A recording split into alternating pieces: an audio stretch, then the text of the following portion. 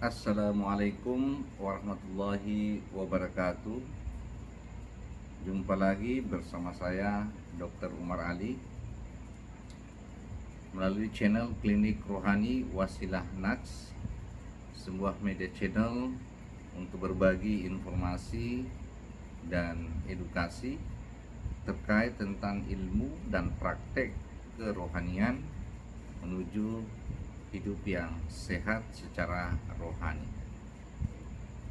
Pada kesempatan ini kami mencoba mengurai terkait tentang struktur dan fisiologi rohani, bagaimana struktur dan fungsi rohani di dalam menjalani hidup dan kehidupan manusia.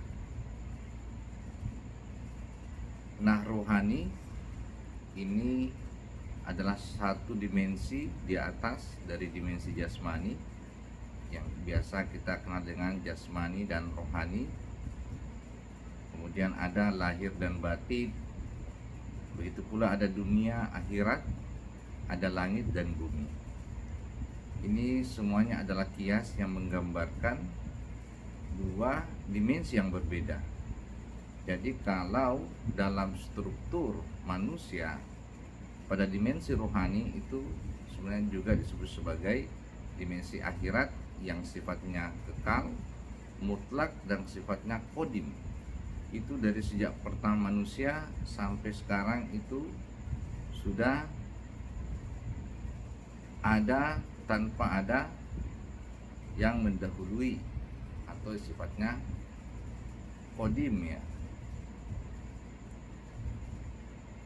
Nah, dalam dimensi rohani itu sendiri yang menjadi inti adalah adanya yang disebut dengan ruh atau ar-roh. Panjangnya kadang disebut sebagai roh suci atau roh kudus bagi umat Nasrani. Nah, pada literal kitab-kitab tasawuf, pada lapisan dimensi rohani ini ada dimulai dengan lapisan alam musyahadah, masuk ke alam barzah, alam malakut, alam jabarut, kemudian masuk ke dimensi ketuhanan, yaitu lapisan wahdaniyah atau ahadiyah. Nah, secara fisiologi atau secara fungsi, sebenarnya dimensi rohani inilah yang menjadi kunci bagaimana kemurnian, kesucian manusia yang biasa disebut dengan kesadaran fitrah atau kesadaran rohani. Karena disinilah titik awal atau jalan pertemuan antara manusia sang hamba menuju kepada Tuhan.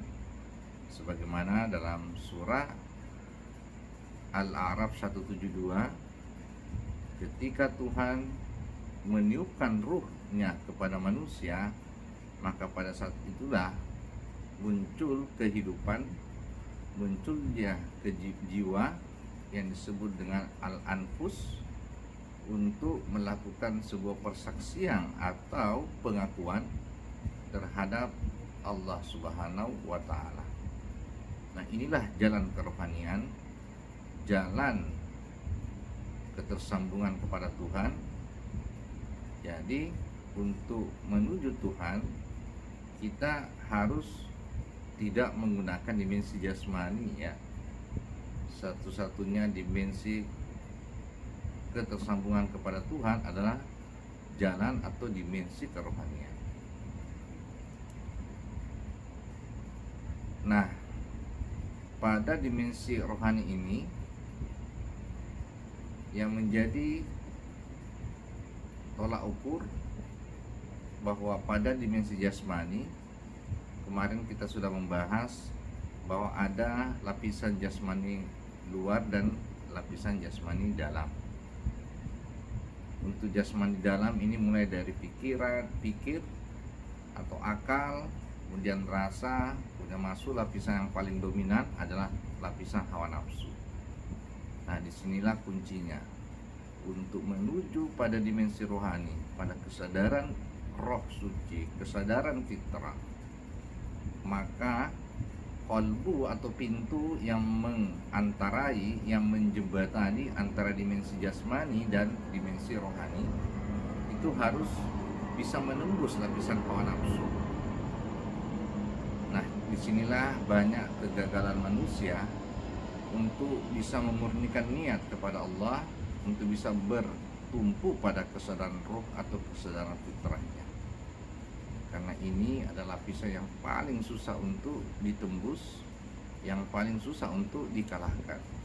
Makanya diabadikan dalam hadis Rasulullah bahwa ketika sahabat dalam suasana euforia menang dalam perang Badar, maka diingatkan oleh Rasulullah, ini baru kemenangan perang yang sangat kecil. Karena sesungguhnya perang yang paling besar adalah perang melawan dirimu sendiri, perang melawan hawa nafsu. Karena di lapisan hawa nafsu inilah bercokol yang namanya iblis atau syaitan, ya, dimana karakteristik hawa nafsu itu memunculkan rasa keakuan atau rasa ego. Yang kedua, hawa nafsu memunculkan rasa suci atau merasa paling benar atau paling dominan di antara yang lain. Kemudian muncul rasa minta puji, selalu ingin disanjung, dipuji. Nah, karakter-karakter inilah yang secara alamiah memang bercokol di lapisan hawa nafsu sebelum memasuki portal dimensi rohani. Maka pada kesimpulannya, hati sebagai jembatan atau media netral itu akan bertumpu pada kesadaran jasmani hawa nafsu akalnya, atau bertumpu pada kesadaran rohani atau kesadaran fitrahnya. Nah, inilah yang setiap hari kita melakukan aktivitas pekerjaan dan keputusan, apakah benar-benar murni niat karena Allah, itu ditentukan pada kesadaran ruhani kita. Di luar itu pasti masih berkesadaran manusia atau masih berkesadaran hawa nafsu. Disinilah menjadi kunci kemurnian niat, kemurnian karena Allah Subhanahu wa ta'ala. Sekian, terima kasih. Assalamualaikum warahmatullahi wabarakatuh.